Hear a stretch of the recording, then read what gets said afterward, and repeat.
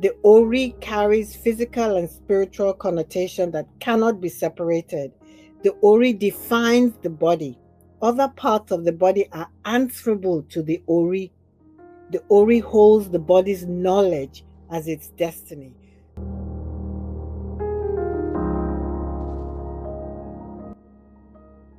There was always something in me that was bubbling.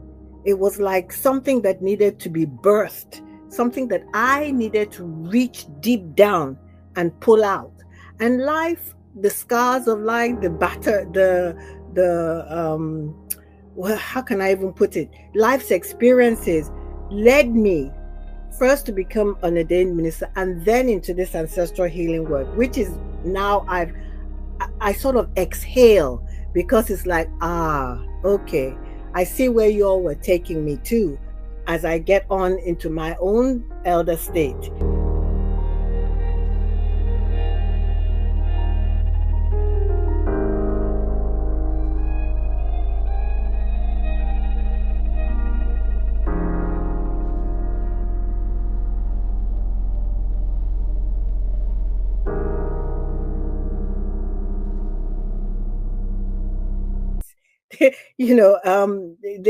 They've had so much is being imprinted upon them because there's like we're blank slates, and our children are walking around lost, and so things are being put on them. So we need to reclaim them back. We need to put things back into them. I speak about the Yoruba traditions because I'm just so enamored. I'm so in love with to think that these are my people, and I grew up in Nigeria to a certain extent, but I lived in different parts of the world. So I have different cultures that I've adapted. But there was always something in me that was bubbling. It was like something that needed to be birthed, something that I needed to reach deep down and pull out. And life, the scars of life, the batter, the well, how can I even put it? Life's experiences led me first to become an ordained minister and then into this ancestral healing work, which is now I sort of exhale because it's like, okay, I see where you all were taking me to as I get on into my own elder state, because this is where I need to be. This is where I need to do the work for my people, and particularly the Yoruba tradition and culture is just so rich. The Yoruba philosophy is rich in aphorisms and proverbs, like I mentioned earlier, with a commitment and search for love, wisdom, morality, temperance, honor, bravery, justice, prudence, fortitude. I mean, we have a word called omoluabi, which means good character. Very simple things. Ìwà pẹ̀lẹ́, character, gentle character. Ìwà rere, good character. They say that, and I'm going to ask my brother to, if brother Alatunji, if I don't pronounce say it well, ìwà lènìyàn. It means that your character is your person, something to that effect. So these simple things, it's not any big words or any, encyclopedia, just the simplicity of it all. When you think about the traditions that we all have from our different cultures, look into them, learn about them, imbibe them, because it's what's going to give us what we need to walk in the world with our backs straight, to know who we are. I love the expression, you are somebody. And that's what the elders said to me as they held my hand like I was a 5-year-old. I'm a grown woman, I'm a big woman, but they held me like I was a 2-year-old and kept telling me, you are somebody. You come from somebody. You come from great people. You come from warriors. You come from, intelligent people. You come from professionals. They kept saying that, and the more they said it, the more I felt it. So honoring is such an important thing. We are at a time and place where we need to honor ourselves. I have friends here in the West who, when I see other African or people of color, I say, "Hi, sis." And I have these friends who say, "Why do you call everybody sis? You're not related." I said, "Well, that's for me to know and for them to know also." Yeah, but they were bothered by the fact that I called other Black and African people sis, because they said there was something in how I said it, that they could feel that there was something in it. They didn't understand what it was, but they could feel it. So I'm saying these are cultures and things and ways that we have naturally, that God given. People are watching, they see it, and we treat it as if it's nothing.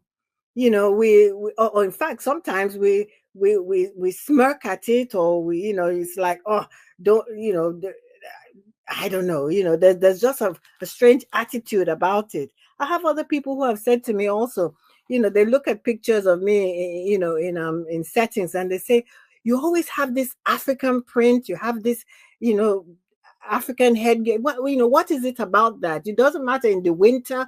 I said, "Because it's part of who I am. I want you to see who I am. I'm not in my country, but I carry all of that with me. And I represent that by what I wear, how I talk, things I say. I honor myself so that you have to honor me. And if you can't, step away from me." That's it.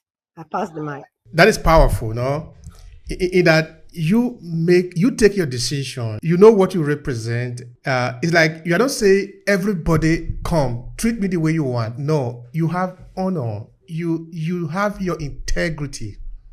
These things should be really clear for us. Should be really clear when we go out to engage with people. That we have a line that don't need to be crossed. It is the same for other people. You don't just go there and talk to them the way you like. It is not accepted in our normal way of behavior as human beings. So we should not accept it also. You want to engage with me, know that I am a person of honor. I treat myself with honor. You either treat me with honor or you don't need to engage with me. There are more than 8 billion people in the world. So we must choose to respect ourselves, choose to honor ourselves. Then every other person must respect us also. Of course, without forcing anybody to do this, because they will understand that you are a person of honor. You dress the way you want to be addressed. And they know that, and they must address you like that. So that is really very fundamental. Now, talking of how sometimes we get this message in, I think that is something I would like to just point out there shortly before I pass the mic on. I'd like to get ready. I'm coming to you just now. This is maybe, for example, when you are a little baby, your mother hold you in your hand and they begin to recite a lot of things to you. I don't know if it's something that is only in my culture or is something also in your culture, because I remember, for example, of my mother and my little sibling. He will hold the baby in the hand and begin to call the name of our ancestors. Oh, the son of Idumugulu, because Idumugulu is the name of my place. Omyugu Naigbe, Ugu Naimu Naile.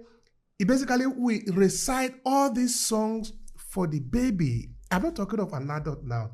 She is saying all these things to the baby.